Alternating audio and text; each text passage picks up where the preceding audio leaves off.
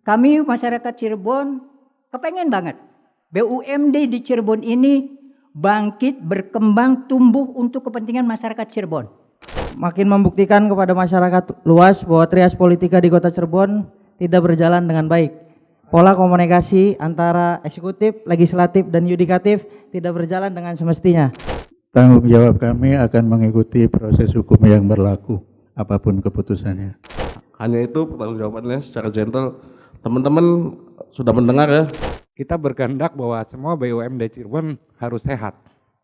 Nah kalau demikian kejadiannya presiden buruk Pak buat BUMD yang lain. Terus mengibarkan semangat, menciptakan perdamaian, adil dalam kemakmuran, makmur dalam Di hari ini adalah agendanya menindaklanjuti terkait dengan permasalahan yang terjadi di PDAM Kota Cirebon. Kemudian dihitung dari 2022 yang bersangkutan masuk, pikir saya ini bakal lebih gede gitu. Ada, bisa sampai 5 lebih nih saya bilang nih, nggak taunya setelah diklarifikasi dari awalnya 4,6 turun kemudian juga menjadi 3,559. Dan dengan adanya laporan pengaduan masyarakat ini, kemudian kita melakukan klarifikasi, penyelidikan, karena dengan adanya dugaan penyelewengan dana pendapatan perusahaan daerah air minum Tirta Girinata Kota Cirebon tahun 2024. Saya punya catatan berdasarkan surat keputusan direksi bahwa Saudara Anggi dipindahkan ke staf subseksi penerimaan dan penagihan itu per 31 September 2021. Kami masyarakat Cirebon kepengen banget BUMD di Cirebon ini bangkit, berkembang, tumbuh untuk kepentingan masyarakat Cirebon. Kalau saja masyarakat menjerit tentang tidak meratanya pelayanan air bersih, ini ada uang 3,8 miliar dimakan oleh seorang Anggi. Maka dugaan tindak pidana korupsi ini harus didalami. Siapa yang melakukan? Dibantu oleh siapa? Peluangnya seperti apa? Siapa yang memberikan kesempatan itu? Ini harus dilakukan proses penyelidikan. Mau saya sepakat barangkali tidak bisa kemudian hanya menyimpulkan dalam kurun waktu 1 bulan dan lain sebagainya, karena tindak pidana korupsi cukup pelik. Ini tidak sekali, kami mencatat ada 5 kali, Pak. 4 kali berhasil, 1 kali gagal. Gagal, yang terakhir itu, yang akhir tahun tanggal 31 Desember 2004. Siapa yang berbuat apa dan bagaimana besaran bagaimana dan tindakan administratif atau sanksi apa yang diberikan kepada siapa-siapa termasuk yang terlibatnya juga. Nah di situ. Ini kuasa yang terlalu berlebihan dan orang berani berbuat karena ada kuasa ini. Tanpa ada kuasa ini saya yakin Anggi nggak bisa ketua. Rekening koren ini itu dalam Undang-Undang Perbankan nomor 10 1998 ada yang namanya data nasabah. Artinya ini tidak bisa sembarangan dikeluarkan. Dan untuk pengembalian menurut saya nggak masuk logika saudara Anggi bisa untuk mengembalikan itu.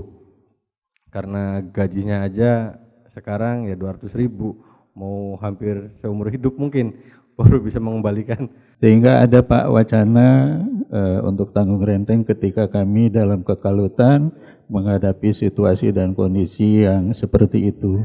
Pak Pang, berarti wacana yang tadi disampaikan dalam RDP kemarin itu betul berarti ya? Mas Sehat menyampaikan itu tuh ada wacana tanggung renteng, ini sekian, Nah, itu berarti benar ya? Ada wacana itu awalnya? Wacananya ada tapi nilainya nggak benar, Pak.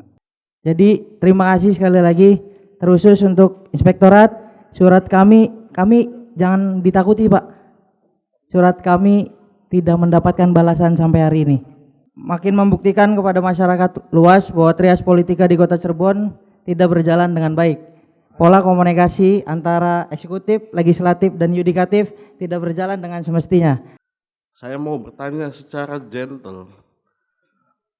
Pertanggungjawaban direksi atas kejadian ini, atas kelalaian ini apa? Karena dari tadi kan tidak ada pertanggungjawaban yang jelas yang akan dilakukan oleh Dirum dan Dirut. Tanggung jawab kami akan mengikuti proses hukum yang berlaku, apapun keputusannya. Hanya itu pertanggung jawabannya secara gentle.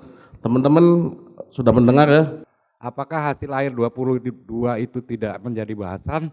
Apakah memang laporan akhir 2023 itu juga tidak menjadi bahasan? Kita berkehendak bahwa semua BUMD Cirebon harus sehat. Nah kalau demikian kejadiannya presiden buruk Pak buat BUMD yang lain. Bersamai kami pimpinan, bersamai kami Pak untuk segera membuat pansus karena beberapa statement yang keluar dari stakeholder kebingungan untuk melakukan. Tadi Pak Inspektur bilang kami harus apa? Menanyakan kenapa sih nggak segera diproses karena alat bukti sudah jelas dan seterusnya. Maka tadi ada aturan yang harus menunggu kesanggupan membayar, mengembalikan kerugian negara, kerugian daerah ini sejumlah yang tertera dalam hasil audit itu. Padahal kita akan menindaknya secara apa ini? Apakah hanya kerugian saja atau ada unsur pidana di situ? Karena tadi beberapa hasil temuan laporan juga menunjukkan bahwa ada tindak pidana di sini.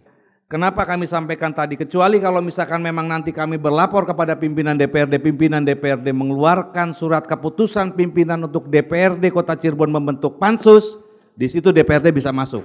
Kemudian berkaitan dengan opsi-opsi yang akan ada ke depan, apakah memang dengan tanggal 24 Mei ini bisa rampung, kemudian juga bisa selesai, kemudian apakah perlu nanti pimpinan DPRD setelah mendapatkan laporan dari Komisi 2 untuk melakukan pembentukan pansus, tentunya nanti juga akan kita umumkan kepada publik.